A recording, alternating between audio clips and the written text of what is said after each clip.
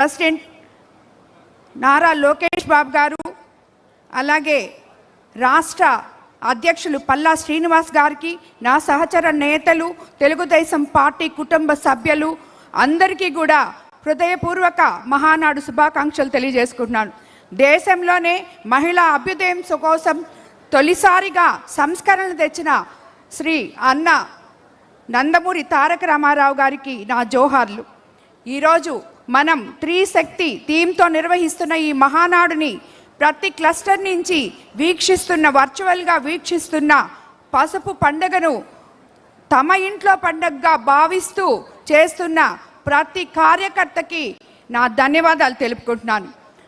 ఈరోజు ఉమ్మడి నెల్లూరు జిల్లాలో 10కి 10 సీట్లు సాధించి తెలుగుదేశం పార్టీకి బలమైన జిల్లా అన్న నిరూపించుకున్న జిల్లాలో జరగవలసిన మహానాడు ఈరోజు మనం ఇక్కడ మన ముఖ్యమంత్రి గారి ఆశయంతో మన ప్రధానమంత్రి గారు ఇచ్చిన సందేశం మేరకు, ఆయన ఆశయం మేరకు ఈరోజు ఇక్కడ వర్చువల్గా జరుపుకుంటున్నాం.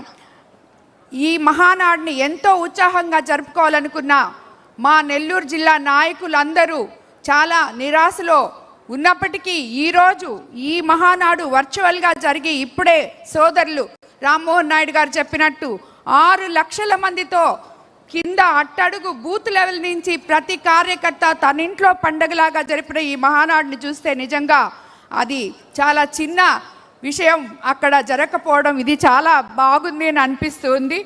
అలాగే ఈరోజు మనం అన్నిటికన్నా ముఖ్యంగా super 6 super hit, Telugu Desam super power ఈ సూపర్ సిక్స్ గురించి ప్రత్యర్థులు అనవసర విమర్శలు చేశారు. ఈరోజు ప్రతి పేదవాని ఇంటికి వెళ్ళి చూస్తే తెలుస్తుంది సూపర్ 6 పవర్ ఏంటో, సూపర్ 6తో ఆ ఇంట్లో ఉన్న చిరునవ్వుల విషయం ఏంటో మనం ప్రతి ఇంటికి వెళ్ళి ప్రతిరోజు ప్రతి నెల 1వ తేదీ మనం వెళ్ళి పెన్షన్ ఇచ్చే రోజు వాళ్ళ కళ్ళల్లో ఆనందాలు చూసినప్పుడు మనకి అర్థమవుతుంది ఈ సూపర్ 6 ఎలా మనకి అండగా నిలిచిందో ప్రతి పేదవానికి.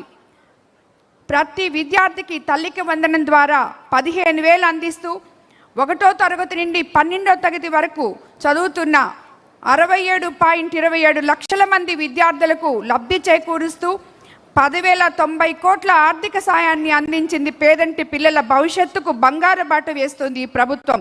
గత ప్రభుత్వంలో 42 లక్షల మందికి ఇస్తే నేడు చంద్రన్న ప్రభుత్వం 67 లక్షల మందికి ఈ తల్లికి వందనం ద్వారా మనం ఆప్తాన హస్తం అందిస్తున్నాం. గత ప్రభుత్వంలో కుటుంబంలో 2 బిడ్డలకు అమ్మఒడి ఇస్తామని చెప్పి హామీ ఇచ్చి చివరికి ఒకే ఒక బిడ్డకి ఇవ్వడం జరిగింది. నేడు ఇంట్లో ఉన్న ప్రతి బిడ్డకి తల్లికి వందనం అందిస్తున్నాం. ఇటీవల మా కోవూరు నియోజకవర్గంలో రామచంద్రాపురం అని చెప్పి ఒక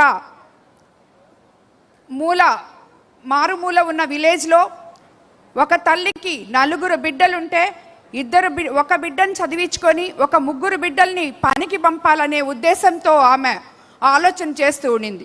ఈరోజు మనం తల్లికి వందనం ఎంతమంది పిల్లలుంటే అంతమంది పిల్లలకి ఇస్తున్న తరుణంలో ఆమె 4 బిడ్డలకి మనం ఇవ్వడం జరిగింది. 4 బిడ్డలు కూడా ఈరోజు చదువుకోవడం జరుగుతుంది. అదేవిధంగా స్త్రీ శక్తి ద్వారా ఆమె మనకి ఇప్పుడు ఆర్టీసీ బస్సుల్లో మనం ఎలాగా ఫ్రీగా వాళ్ళందరినీ పంపిస్తున్నామో ఆ తల్లే ఒక బిడ్డ ఇంటర్మీడియట్ చదువుతుంటే ఫ్రీగా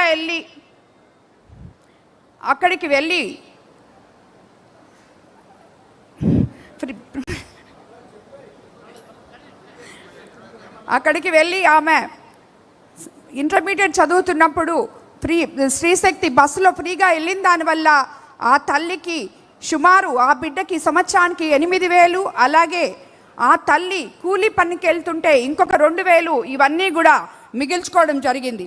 ఈరోజు మనం ఒక రైతు అన్నదాత సుఖీభవతో ప్రతి రైతుకి మనం 20,000 ఇవ్వడం జరుగుతుంది. అలాగే ఇందులో భాగంగా 25-26 ఆర్థిక సంవత్సరానికి గాను అన్నదాత సుఖీభవ కింద 46,85,000 వరకు 8,985 కోట్లు నేరుగా వారి ఖాతాల్లో జమ చేయడం జరిగింది. పెట్టుబడి సమయానికే విత్తనాలు, ఎరువులు కొనే సమయానికే 3 విడతల్లో ఈ సాయం అందుతుంది. ముఖ్యంగా చిన్న సన్నకారు రైతుల విడతల్లో 14,000 అందడంతో వడ్డీ వ్యాపారాల దగ్గర మన రైతులు చేయజాస్తే పరిస్థితి తగ్గింది. ఇదే పథకం ద్వారా, స్త్రీ శక్తి పథకం ద్వారా 5 రకాల బస్సుల్లో ప్రయాణం కల్పించి ఇప్పటి వరకు ఏకంగా 64 కోట్ల మంది ఉచితంగా ప్రయాణం సాగడం జరిగింది. అలాగే ఈ అన్నిటికన్నా కూడా దీపం 2 పథకం ద్వారా మనం ఏడాదికి 3 సిలిండర్లు ఇచ్చి ఆడపడుచులను ఆదుకుంటున్నాం. అలాగే యువగళం నిధి, వారసత్వం అంటే తాతలు తండ్రులు ఆస్తులు పంచుకోవడం కాదు, వారి ఆశయాలను ఆదర్శాలను ఆచరించడం. వైకాపా పాలనలో రాష్ట్ర నలుమూలల జరిగిన అరాచకాలు, అన్యాయాలను ప్రశ్నిస్తూ నవశకానికి నవగళంతో యువగళమై కదిలి నారా లోకేష్ గారు యువగళంలో చెప్పిన ఒకే ఒక మాట, యువత ఉద్యోగం కోసం రాష్ట్రం వదిలి వెళ్ళకూడదు, ఉద్యోగాల కోసం కంపెనీలు రావాలి అని.